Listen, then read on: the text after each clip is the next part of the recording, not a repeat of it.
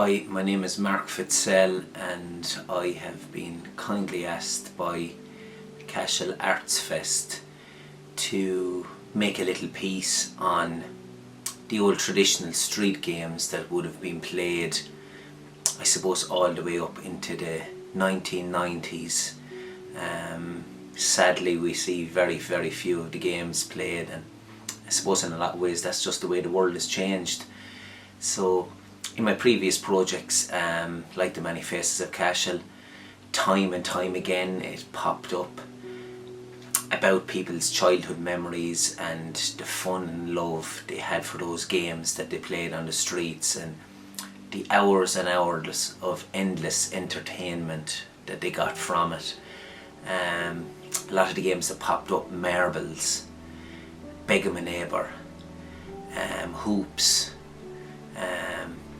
lots of other fun activities that we'll come to later on, like Knockin, Cowboys and Indians, spin the bottle. So over the course of the next hour or so, I've met up with a lot of the locals around the town and, incorporated with the Many Faces of Cashel Facebook group, have gotten loads of lovely messages and memories of those street games from people. So I hope for the younger ones it's a little window into the way things were when we were growing up, and for the older viewers I hope it's the fondest of trips back memory lane.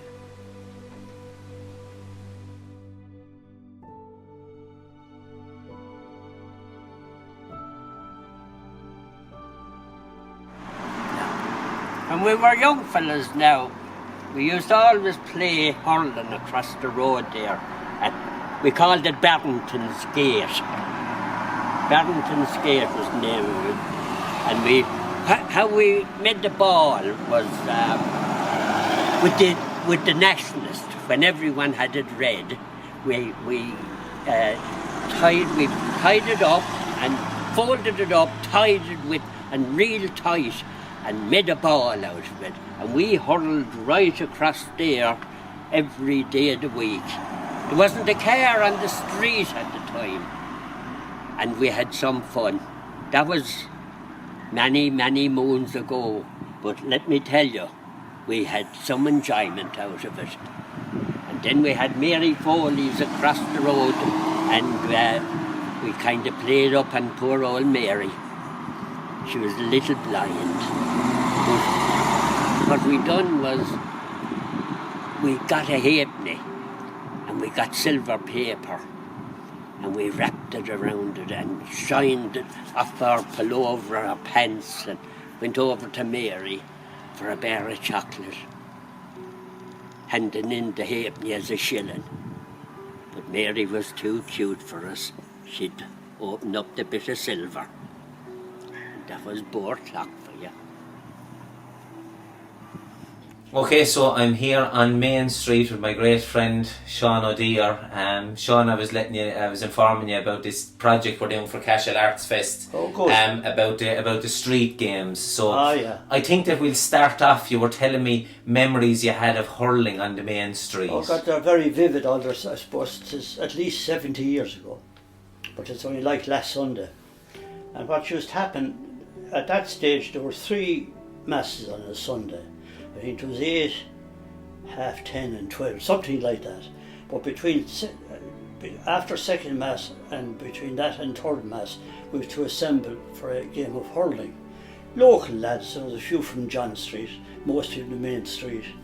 And one goal was a double wooden gate at the palace, which was the deanery. Huge, the height of the pillars over there. So there was no such thing as going for points. If the ball went in, there was no return. It was locked. Yeah. So it was goals only, and the other goal was the opening to John Street. So we assembled there after the 10:30 mass or thereabouts. People would come with assorted weapons. A good, nice unit hurleys of some degree. More brought walking sticks and wattles, and bill hooks were banned. No bill hooks. But it used to be great crack. And you'd wonder, how could you play across the main street? And to show you the difference between now and then, there was a very nice Garda here at the time, Garda Johnny Giblin.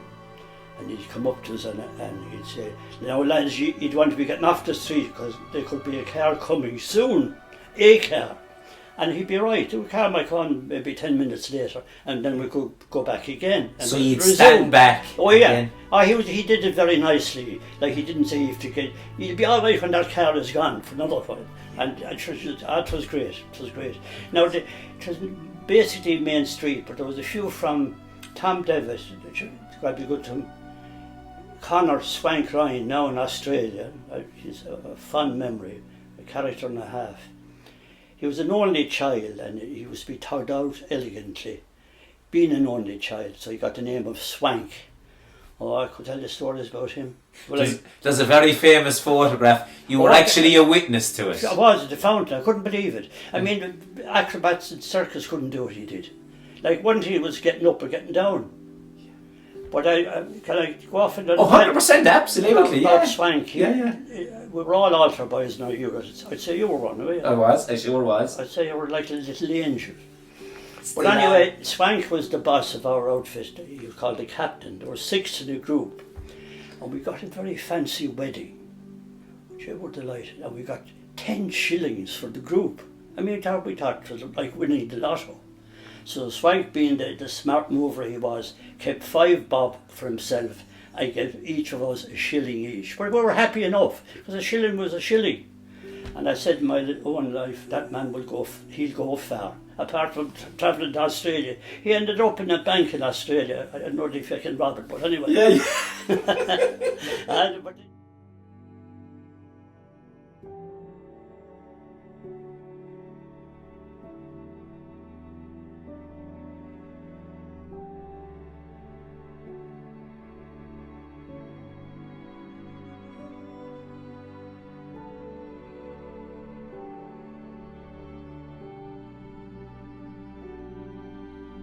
Were there any street games you used to play then? What used you play on the street? Well, I used to play the cricket with the tin, the lid of a barrel. There was a stump. Yeah. Round us. 4 was into the garden. 6 were over the house. Right. And run if you broke a window.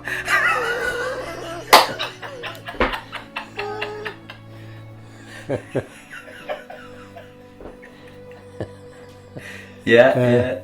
If you hit it down the street, you'd have to run. Right. You know, it's something the same as the cricket goes now, but only there's a difference. Yeah. We used to play around us, Skittles, marbles, you name it. Yeah. We used to play it. I suppose as kids then Christmas was very different than it is now. And Christmas was, Mrs. Hannigan used to bring all the kids into the town hall and give them all a present. Okay. Out of her own pocket. Now who was Mrs. Hannigan? Mrs. Hannigan was, they had a shop below where Morrissey's is now. Okay. They had a shop there, they had a garage up Blind Street.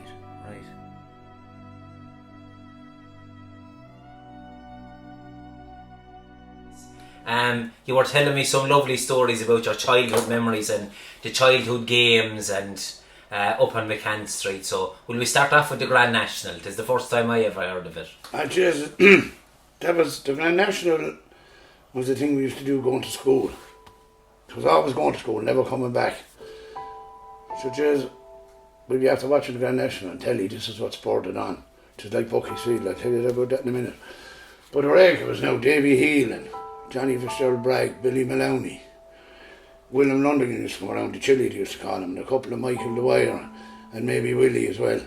They used to come around from Friar Street. But the Grand National was held, and it could be held 5 or 6 mornings in the 1 week, and you could leave it alone then for a week and do it again because the neighbours would start complaining about the hedges. But we used to go into Maldonald's, which would be, I think, just 12 Abbey right on the corner.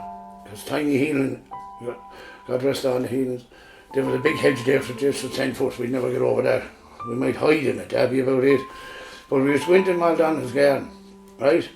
Then we jump her hedge into Mikey Barnes into Edger Morrissey, an Eileen's place, jump in then into Billy Kane's. Lockie wasn't there then, or was he? Lockie and Mary were married, they came on after, but I remember old Billy sitting there, he'd never say a word to you.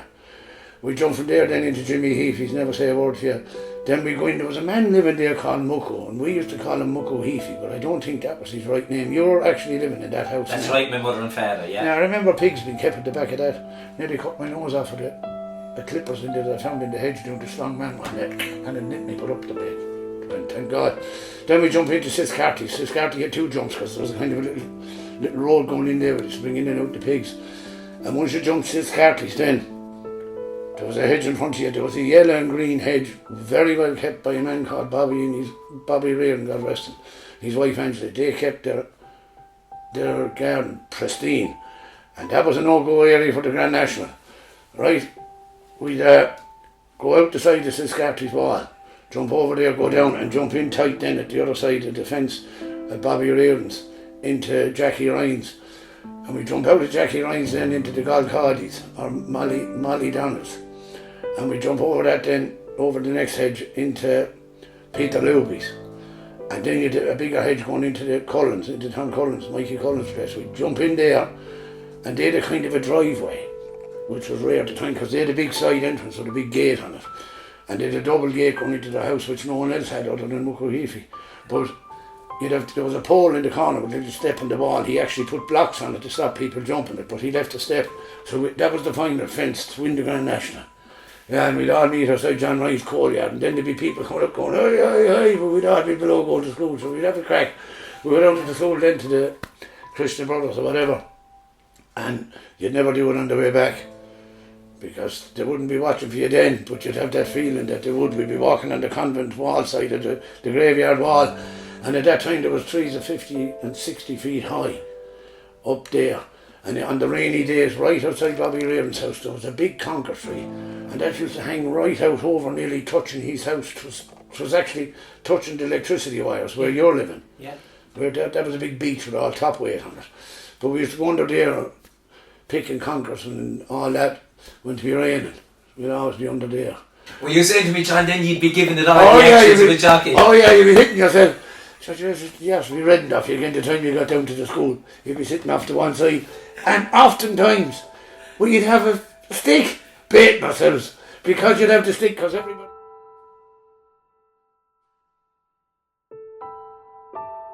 Well, the earliest memory now, Mark, for me would have to be the cherry blossom tree directly across from our home house when the petals used to fall. Yeah. The children used to come out, the boy and the girl, and that on they were getting married. So the girl would just have a white little cloth over her head like the bride, and the petals falling down, and the rest of the children standing there would be singing, "Here comes the bride, all dressed in white." Oh Lord God, Mark, it's the first memory. So that's just across from the home house. Directly across from Ford Green. If you go back to the old green, it was a green triangle. Okay. And they had the most beautiful cherry blossom tree there with a bench under it. Well, Yes. Lord God, when the petals used to fall down, Yeah. and all the children running along.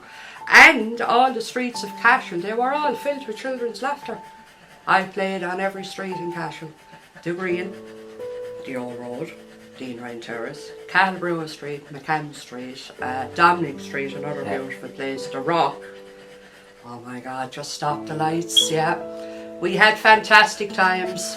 So the wedding there would be a boy and a girl just picked. A boy and a girl just picked. Yeah. And like if you had enough, Yeah. we'd say you'd have the other bride and groom coming along, you know, Okay. and then we'd have all the little bridesmaids and all the little flower girls, and we all singing the song. And what would you do? Would you pick flowers then on the street? Would You'd be just waiting for the petals to come on Okay. down, just fall down from the cherry blossom tree. Oh my God, I can see it when I close my eyes. Mark, I'm there. I am there. I'm right there, and I could see who I was playing with and everything. Yeah. Oh, it was beautiful. Absolutely beautiful. Yeah.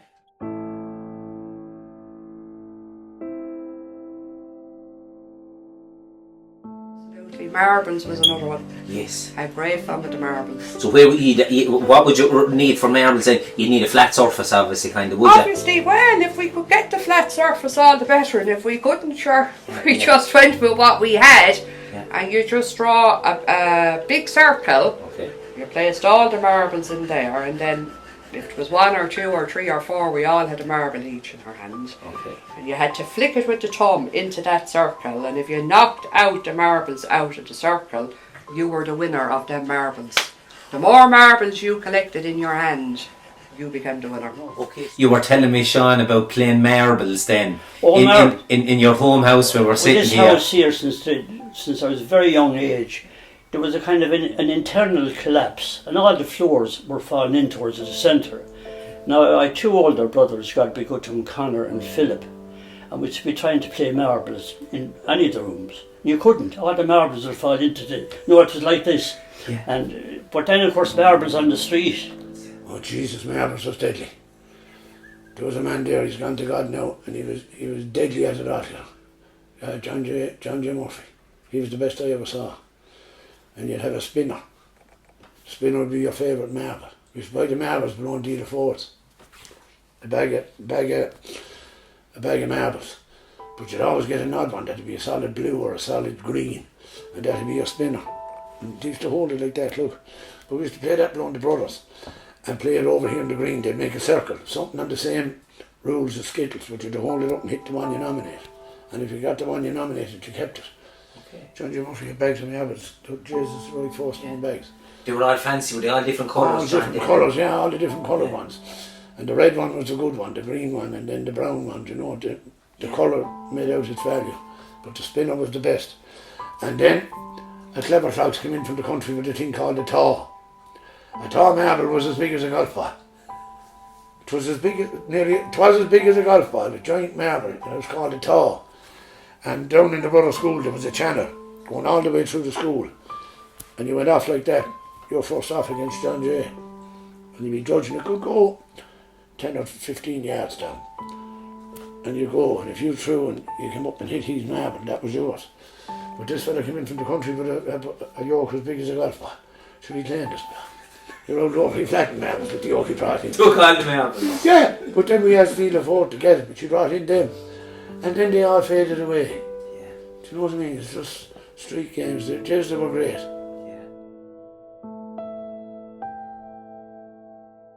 Yeah. So if we stepped out as children, right, all we needed was a ball, Yeah. a bicycle wheel, Yeah. elastic band. What else would we have had? A stick, a slate, a stick of chalk if you were wealthy enough to have it, and if not, a stone. So with them, the games that we created as children was just absolutely off the scales. We were never indoors, we were outdoor children all day. We never held fear. So with a ball you would achieve Queenie I.O. So the bigger the group of children, the more fun you would have had. So for that, one was chosen to hold the ball, right? So they stood backwards to the children behind, and you just threw the ball up over your head, and whoever was behind then caught that ball, and they hit it behind their back. So then you'd have to turn around, whoever the leader was, and they'd cry out, Queenie I.O., who have the ball? Is she big or is she small, or is she under 6 feet tall? So you had the choice of choosing who had the ball. Okay. If you got it correct and the person was holding the ball, they then became the leader. You changed places, you went back with the crowd, and if you didn't choose the right person, you stayed the leader then, you see, of the Queenie I.O. Oh Lord, Mark, the laughing that we used to do. And would there be any, would you kind of walk around to, would you be looking No. for facial expressions? Oh, or? you go by facial expression, but you always knew the one that had the smirk on their face was the one that was holding the ball. And if you pick then and choose the right person, well then that smirk would go to a frown. Because you see, you won. Okay. You won. Yeah, absolutely off the scales the fun that we had. Okay. Yeah, absolutely. And would the ones trying to catch the ball be fighting for the ball? Oh, they would probably people would. want There'd it? be a squabble, but you see, you were totally unaware because you were facing the opposite direction. You see, Yes. you just threw You the threw ball it out up, over your head. like throwing the bouquet. Yes. You know, at the wedding party. Yeah. And often we done that as well. Might have picked a few daisies or whatever. Yeah. Back over the head. Yeah, Okay. yeah. Oh my God, Mark. So we there's had hours of entertainment with one ball. one ball. So all you need is a ball to play that game. One ball. Honest to God, it was just unbelievable. Then you converted that to play donkey, where you all stood in the circle. Yes. You're throwing the ball from one to the other, and if you missed a catch, you'd become the letter D.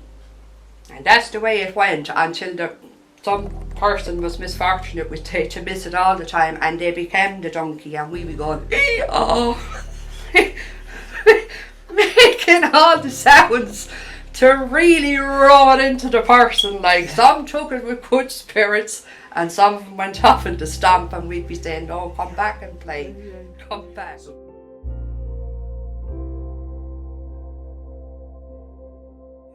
And I didn't play a lot of Skittles, but that got to be a huge game. So where would the Skittles have been played, Sean? I remember it was very popular in Dominic Street, but up the green. But they'd go around and mention of the green, what used to intrigue me as a young fella, pitch and toss. The old ball alley at the back of Tracy Villas. It was a big concrete old alley. Handball was played there, but it was more famous for this pitch and toss school. And apparently it was an awful gambling game. It was said some men they put 2 coins on a little kippin and flick them up. I know it had to get 2 the same, 2 harps or 2 heads. I'm not sure how you won, but money exchanged hands at a fierce rate when money was scarce.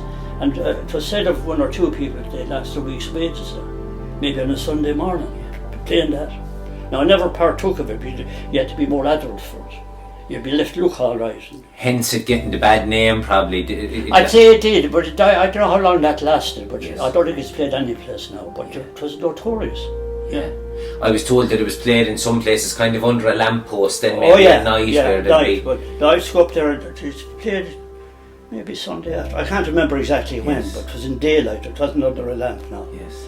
And they'd been there sweating bricks with I think they were betting money they could ill afford, you know. Yes. Because money was scarce at the time, Yeah. that's at least 70 years ago. I don't know would anyone remember it now. I won't name the people, that I can remember some names that were addicted to it. Yeah. Absolutely addicted. Yeah. John, pitch and toss, did you ever play it, or did you ever see it? I've seen old fellas playing it. Okay, can you just describe it to me? What exactly? I don't exactly know what the rules are. I think you put the 2 coins, they have a bet. Okay. There's 2 coins, right?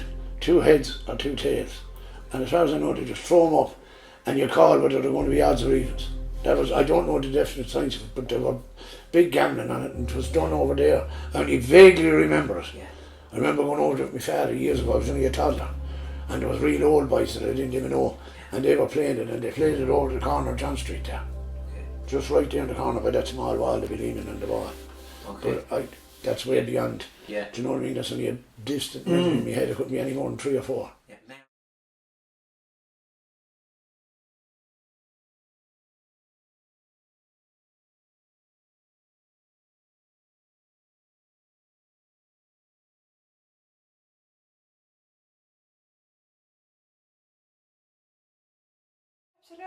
We played hopscotch, we doing the little pattern on the ground, and we needed just a flat stone to slide it along. Okay. And you had to keep the coordination in the hop. You had to stay within that square that you were jumping into.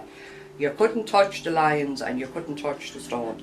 Some people could achieve doing the whole thing, some people couldn't, but we all... So what happened, there would be a square then, and there would be 1, and then it's 2 it and would 3 be numbered beside from it. 1 up to 10. Okay. So to clear the hopscotch, you Yes. had to get that stone up to 10 and hop. Oh, so you had to try slide it You where had it to would, slide where it would that, stop and on it had 10. to land in that square. Okay. Couldn't tip the lines or anything like that. For if it did, you lost your turn, Okay. and the other person came forward. Yeah, Okay. it was brilliant. So just a piece of chalk. Piece of chalk. Yeah. And then if we didn't play hopscotch, we just drew little pictures on the ground. And if we didn't have chalk, Mark, it was the old slates. The old slates, we'd mark Off a the road roof. with it. Oh my God, just stop. Yeah, absolutely. Mark. They had, I think that they call it hopscotch on television now, but we never knew it anything, only beds. And it was 1 to 12, I think. And you had to throw down, what did they call it? A betcha. The stone had to be a flat stone, I'm sure it was called a betcha.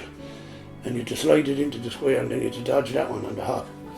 But like you say, it was more of a girls' game. But yeah, then what else now? There was another one there, the Skittles. Mary Bishop was in charge of all that. The Skittles was the champion game by out of the square.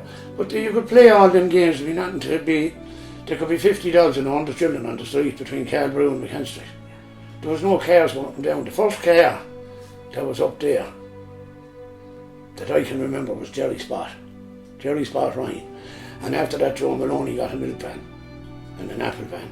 And then Matilda Robinson, Tilly Maloney as she was known locally, Eddie Maloney and Michael Maloney, James Maloney, their mother, they got a car as well. As a matter of fact, they were the first people to get a telly. And we used to go up looking in the window at the telly. And a couple of years after, they were the first one to get a colour telly. Yeah, we used to play all them games. What other games then? Was there any other games then you would have played as kids on the street? Girls used to play a kind of they'd be hopping... Hopscotch, was it? Hopscotch or bitchel or something. And they'd draw out there in the square. On any street they'd have a kind of, I don't know if it's 7 or 8 squares, and they'd have to hop and they'd have to kick a little thing along. So mostly for girls. I don't think I ever did. Yeah.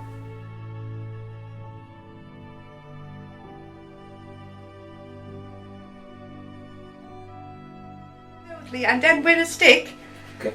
we say if you had the old bicycle, you take the wheels off the bicycle all day long, just running the wheel of the bicycle with the stick, keeping the balance up and down the streets. Happy out we were, happy out. I suppose very few cars on the roads then, Jackie. We had no fear, Mark. Yeah. We never felt fear as children. All we ever felt was safety. My God, the sadness that I see today. My dear God is all I can say, yeah. Never felt fear, Mark. Yeah. We were out from early morning until we were called to come in for lunch. Gobbled in the food, back out the door, gone again, and I'd say we didn't come home till about 9 or 10. Because everybody at that time, parents going to school, had a hoop, and we used to be playing hoops, dodging in and out. But some people had tyres on them, the posh ones. Oh Jesus, but we just had the stick for guiding along. That was a street game, hoops. And you could just tip and keep going without knocking one over. That was a great game. That was held above us like Paddy Keys, right at the junction of McCann Street and Calbrew Street, there outside McGee's. That was a big circle, or sometimes we'd have it in the square. And if you got knocked, but some people wouldn't knock you with the hoop. They'd knock you with the stick. If you were small, and then you were out.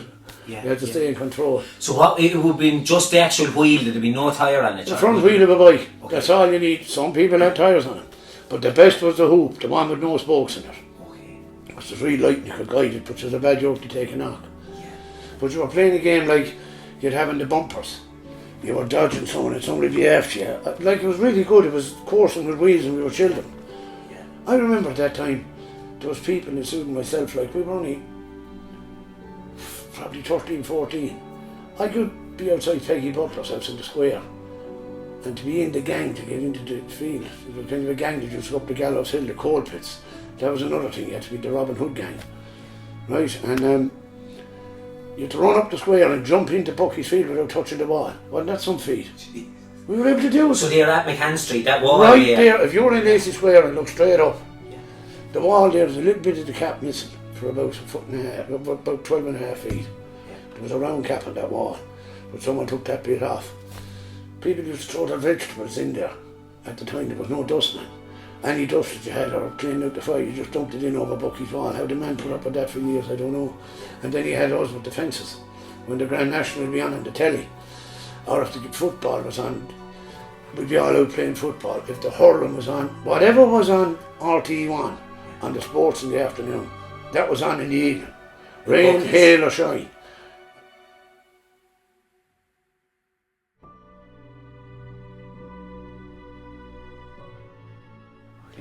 And then, of course, there was a more sinister job called these gangs. The Rock Gang, the Camas Road Gang, and a place to be kind of pitch battles with stones. I remember down in what was then, where Bonners live now, was the old CYMS. It was a men's club. And at the latter end of its days, we used to rehearse plays down there. After I'm sure in its heyday it was a very good club and they had a beautiful billiard table there. Monto used to look after that table. I think he subsequently looked after the one in the Rock Club. Now that might have coexisted with the CYMS, two strictly men's clubs. But the CYMS, to my horror, I saw men breaking banisters of the stairs to put them into a potbelly stove. I've heard of the notorious rock gang. Oh, the rock gang, you see, they might invade the camp, they'd come down the rock and attack the Camas Road gang. And like, it was mostly stones. I remember a fella one day, he nearly lost an eye. Yeah. I mean, Would they use gads then, Sean? not so much, I think it's only, I don't remember the catapults, maybe they did now. Okay. Because you'd be well advised to steer clear of them, because you could lose an eye, no ball. Yeah, yeah. Yeah, and Cashel Brewer, I'm sure, had a gang. I know that included Abbeyside because I'm not sure. The rock gang was probably the most notorious. Yeah, yeah. And I think Bortlock Camas Road joined forces, which is referred to as the Camas Road gang. Yes. And then the rock gang would, that'd be blood spills there. And I mean, it was crazy kind of carry on, you know. Used to be street gangs then, Sean? Well, there was kind of the Carbrew gang were all the one. Carbrew and McCann Street in Abbeyside, we were kind of all the one. Yeah. But then you had the rock gang. But then you see when we were 10 and 12, they were 15 and 16, they were all older, all the Hickeys and the Thorntons and the Lubies and all that. We used to go up as far as where the folk village is now, playing chase with them. They'd be all playing soccer because they were older. And we sat making game of them. Oh, jeez. But you could run down then between the pipes and out there straight across the street, no fear of a car or a truck or nothing, they just wasn't there. And all the boys after you, they got there to kill you. Yeah.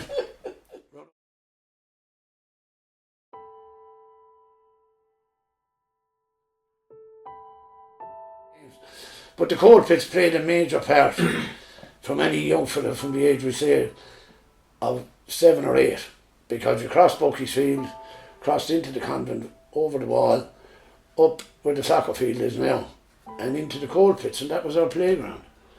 And we used to go around there. There was a Wexford man on the other side of the hill there. Sarah Hill's grandfather, he was a Wexford man, Jack Hill, and he used to be all the time working with leather. So he used to make quivers for us. Oh jeez, we were the real Robin Hood. The first thing that ever came on the television in our house was Robin Hood, so we all wanted to be Robin Hood. I remember my brother Paddy, he was looking at it and he jumped under the table because the fella came out with an arrow. That's the fact. But yeah, Jack Hill used to make the quiver, so then we were all Robin Hood. Imagine we used to sharpen stones and tie them on a bar with elder sticks, and a full grown bat sticking them in each other. How someone never lost an eye was unbelievable. We used to do the same with the catapult. Pick out 10 aside, and you're going for it. Like, and go at each other. There's supposed to be no shots in the head, but seriously, you'd be going for it. Yeah, and you're not playing you. I'm not playing you won't die, the Cowboys. You'd be going, bang, bang. You know, I'm not playing you won't die. Christ, but we were doing the damn with catapults. It's funny to hear you talking, saying that you wanted to be the Indians, because nearly everyone I'd hear from, everyone wanted to be the Cowboys, did they? Now, come Christmas Day, that was the different one. Deal afford to be cleaned out of plastic guns in Mrs. Canford below on John Street, because people could pay off on what they were going to get, you know what I mean? Yeah. But yes, I remember one year, I had a cowboy hat and the jacket. They were all plastic, but I had the gun. But I only got one gun, but a big long black one. And I was good at that crack, you know what I mean? But I couldn't open the gun to put the caps in it. And about a week after, a fella came along, Johnny O'Mara, and he goes, show me and have a look at that. And there was a push-up, he pushed up the trigger. I was trying to bend it and brake, I was trying to do everything. Oh jeez, I was Top Gun then. But at that time, everybody then, up to the rock for the game, the Christmas Day game of Cowboys. That was the big one. And everybody then, there was always a row, whoever be the oldest or the toughest, it'd either be Billy the Kid or Audie Murphy. And that was another one then going up the rock, we had this crack, you know what I mean? Same crack coming out of the cinema. The Kung Fu games, that was mental altogether. We were older then, William London in particular, Michael the Wire Funk we call him, you know who he is. Yeah. We'd been after watching the Bruce Lee film, we were amazed by this, we thought it was all true. We'd come out then and start this Kung Fu crack. The boys were jumping out over the terrace onto the roofs of cars. They were. I wouldn't do it, but I'd jump out over the railings onto the ground. Yeah, they used to call William London the Rubber Man. He was hopping off of walls and everything. They could run up walls like cats, scared of a dog. True as God. So all them games went on, it was just something you learned new, then you had to do it.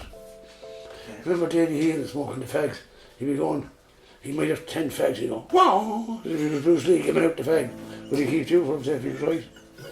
At that time a packet of fags was only 12.5p, Richmond, buy him inside in Mikey Ryan's. Yeah, oh there was loads of things. Yeah, a lot more innocent times, John. They were the days. Yeah. when the key was in the door for any child. If we were at home and there was a bit of grub going and any child walked in, they'd be part of the setup. People didn't even look at that. We often went to doors, any jam and bread. Now, your mother would be giving out to you over it, but their kids would come to our house and do the same thing. So, I don't know, it was all in it.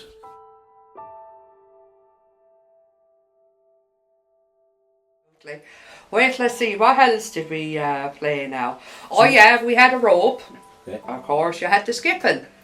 If we had 2 ropes, then it became double dutch, where you had 2 ropes going at the one time and you had to jump in and be able to skip with the 2 ropes. And then 2 or 3 more people might jump in with you. Absolutely. So with the skipping, Jackie, would you have had one at either end of the rope? Yeah, one at either end of the rope. Okay. That's it, and they'd be swinging. And if you had the 2 ropes, then they'd be in command of the 2 ropes going at different times. And then you get a rhythm jump of it, in. kind of. It was known as double dutch to us. In you went, your legs going in coordination with the ropes, and then another person could jump in. There could be 4 of us skipping at the one time. Yeah. Ah, it was awful. Hours of fun. Ah, Lord, Mark. Yeah. Hours and hours of fun.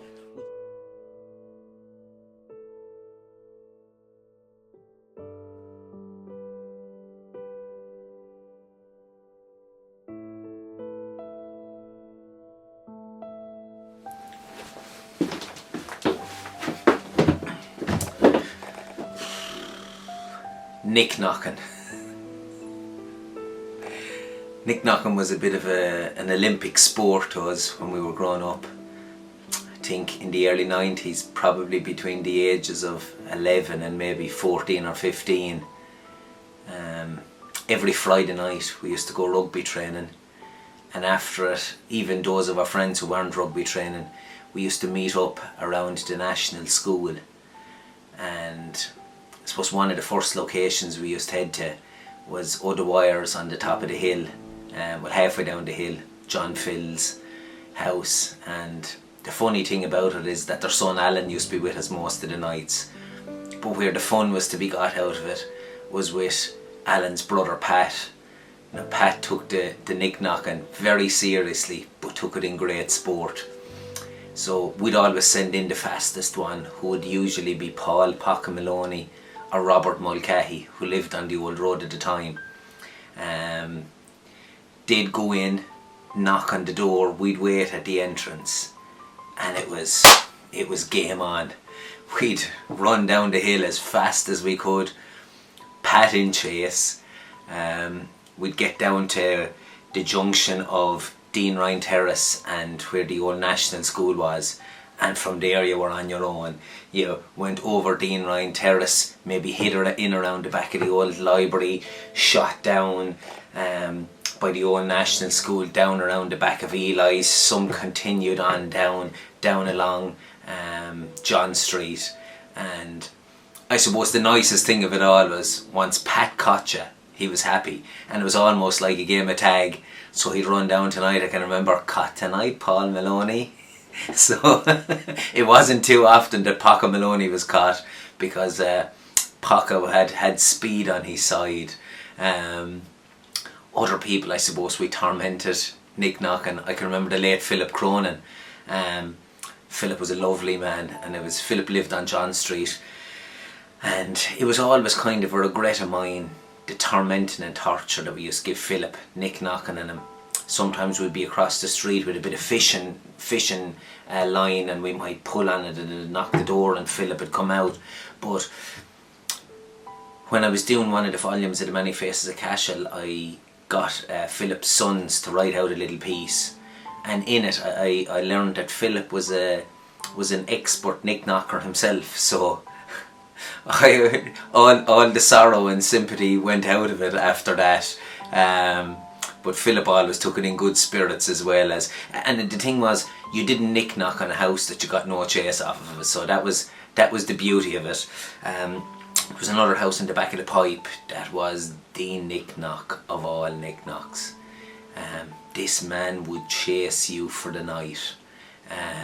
If you knick-knocked, we used to go up Dominic Street, we could go up along, shoot up by the Rock. I think some nights it ended up down in Mickey Buckley's car park, everywhere running. But this man was not was not pleased about the Knockin.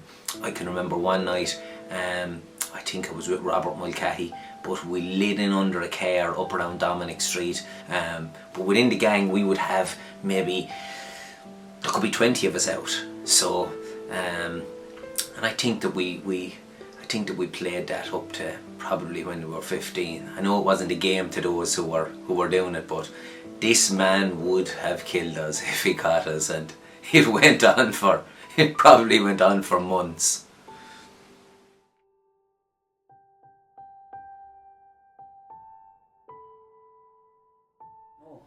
Would you have played up around the rock then? Always. I loved it, yeah. I remember, when I think back on it now, I really get the shivers. We used to go over, at that time, you had access to the entire building, and only poor Jim and Og had the care of the whole place. So there was places down dark passages called the Black Hole, and we'd be having hunts. And then you go out on an open ledge, say in the cathedral part on the rock, up near where the altar was. Mother McGrath is buried there, his tomb is on the right. And you go out on ledges there, you could have a 50-foot drop, like, nothing to save you.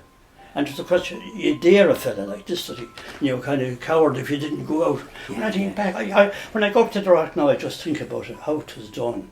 And of course you could go up to the top of the square castle, and the big was having hunts, and you could be lost for a week in there, like. And I remember one time a fella, I won't mention his name but the poor chap got locked into the rock, and he tried to get out of what was the front gate, and didn't he get pinned on the impaled? Impaled, yeah. I won't say who it was, but I wasn't there that day, thank God. Yeah. But he could have been destroyed, but he survived it and had a full life afterwards. Yeah. But I mean, the rock was open playground. I mean, inside in the rock now. So the Rock of Cashel for us was our outdoor-indoor playground. And when we were children, the Rock of Cashel was in its full glory. And the reason I say that is because the two towers were open. Oh my God, we ran up the stairs, we ran down the stairs, we hid here, we hid there. We had the Rock of Cashel in its glory when we were children, yeah. The fun that we had inside. Rolling down the hill, which we still do today. If I went up the rock, I'd roll down the hill to this day, no bother to me. Isn't there something about it that makes it? I do the same. The last time I was up there, my great grandfather is buried up there. You're just having fun. You're having fun. But always at the end of the wall, there was always an extra growth of nettles down there. So some poor children had the misfortune of rolling into that nettles while the roars and the screams out. And of course the rest of us be running all around the place thinking it was hilarious. But we'd go off and we'd pick the dock leaves and they'd be stuck. Oh my God, Mark, yeah. The rock must have been your playground up there. Well, it was out on the court pitch, yeah, when you got older. Yeah. But there was climbs that you had to do up on the rock. There's a place called Clonmel up on the rock, did you know that? No. You go up the stairs, into the Queen's kitchen, you get up on the wall, over there. Do you know when you go into the rock first where the big piece fell out allegedly by the devil? Yeah, yes. That's a load of folklore for the gangs. Yeah. But that bit fell off of the rock. And if you look at it, there's a green patch there like a platform. Right place for the Rolling Stones, they used to say. But you can climb out, but you have to step over about 2 yards. It's kind of, well, it wouldn't be 2 yards, to be 5 feet. Step off of one wall to the other. Otherwise you drop about 60, 80 feet. And then when you're over there, then the other one was lower, you had to get back onto that. But if you wanted to join the rock gang, i.e. Tommy Hickey, Brendan Thornton, the Drying On, Jimmy Lowe, Martin Lowe, did I say Dixie Doobie? There was a load of them. They used to meet in Clonmel. If you were in that gang, you had to go to Clonmel. And you had to go step out onto that. And then they'd all go out and they'd be jeering and going like that. And you're coming back out, and you'd be, oh, bad day for the scanties. Honest to God, oh, jeez, you'd be. And did you wonder no? Yeah, but then you get used to it and you took it for granted, and then we started doing adult things over there. Drinking flagons of cider and thinking we were the Rolling Stones. Balancing on. And then to come back over it. Yeah! Mental. Did you ever climb up to in the whole abbey below? Did you ever climb up? I climbed every bit of it, all around it. But the best climber in Cashel was Daisy Reardon.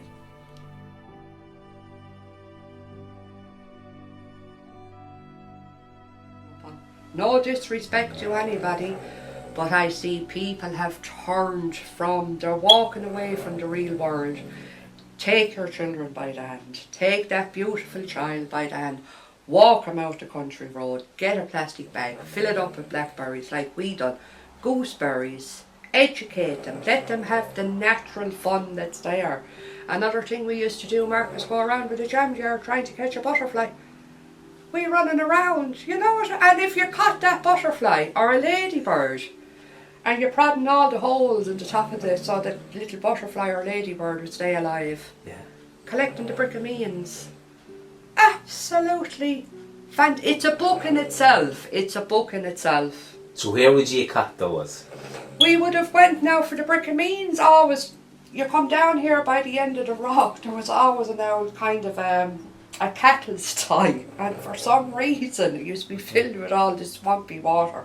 But we were always guaranteed to get the brick-a-means, and we just stick in the old jar all the mossy water in the little brick-a-means. Are they even there anymore? I couldn't tell you, Mark. I really don't think they are, because even we tried it with our Zara. We bring her out around Golden. Sadly, we had no success. So are they there? I don't know. We call them brick-a-means. The right name for them is sneakerbacks.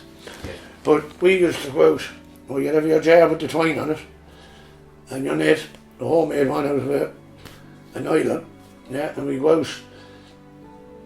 The mile stream was on the Feathers Road. You know where Michael Maloney's cottage is there? I do. When you go out the Feathers Road where Connie Flynn lived, there's a little stone bridge there. If you went on either side of that, you see there was a humpback bridge there. And at seasonal times after a flood, all the brickeens used to come up out of there. And you know where that stream flows into? It flows into Rockwell Lake. But it goes underground once you go down far enough, and it goes off through that land there. But they used to come up out of the lake there. And it goes across the Torres Road at John Grove, or across the Clonmel Road, out of Benny Ryan's land there. Remember that little walls there just at John Grogan's house? Okay.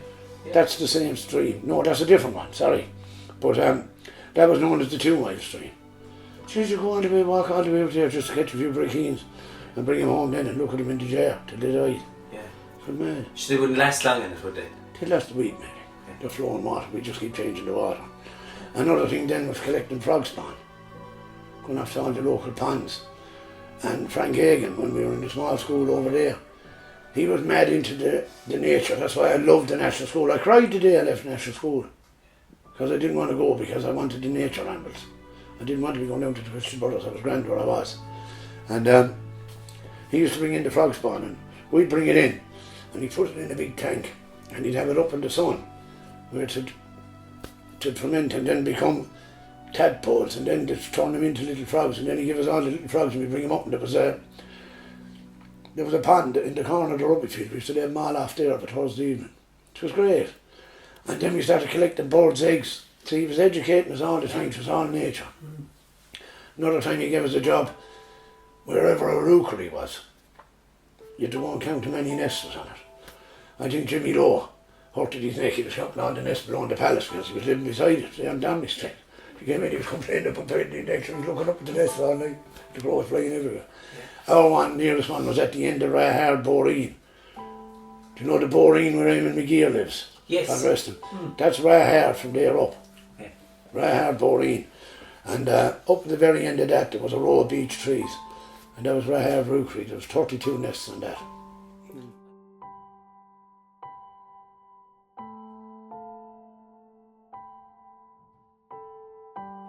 What would have been the toys? Would there been any little toys that you might have got off of Santa Claus then, or Oh, I anything? Might there be any? I Would it have been do. kind of guns or things, or kind of what would? I remember a great take long ago when I was very young, a Meccano set. So a little, you could make things out of it. There were little screws and bolts, and you could buy. You could say, I remember sparing up for a level crossing. Oh no, sorry, there was Hornby train set. I remember sparing up for it in Burke's. I think I had paid in. They're kind of the Christmas club, Michael Burke's now the Kilkenny shop, spared up for a Hornby train set. And again, in the initial box you got the train, a few carriages and a set of tracks. But then you could buy single items afterwards, like a signal box. I remember having my own a level crossing. It might be 2 and 6 or it might be 7 and 6. but you treasure it like. And I had that for years and years. And in the old place here long ago, attached to this place here was a drapery for 100 years before I started the pharmacy. And there was a tailoring room, which consisted of a board the size of a room. And two tailors I remember in particular, Jackie Murphy, the Merryman's father. He was called the Cuckoo, because when he'd get a few down he used to sing, and he was known as the Cuckoo. And another man who should have been in the Olympics, Ned Scully, he lived in Hakes Terrace afterwards. He was also a tailor, and he had a full crutch, a full high under his arm, and he was to vault up on this bloody board. I mean, if he was in the Paralympics, he'd win. Yeah. You know, when I think back on those things. But up there, I used to put the train set at night. You know, it was a level, big board. Yeah. Size of a room, you could only walk around the edge of it. Okay. Okay. So I had Meccano sets, and then what came on, and they were very treasured, dinkies. Did you hear? Were they? Yeah. They were really, they were pricey enough now to buy one. I mean, at the time it seemed that you'd be sparing up for a dinky, like, and they had great lasting. They were strong. So was it Michael Burke's then? Oh, Michael like Burke's all the bought, time. Yeah.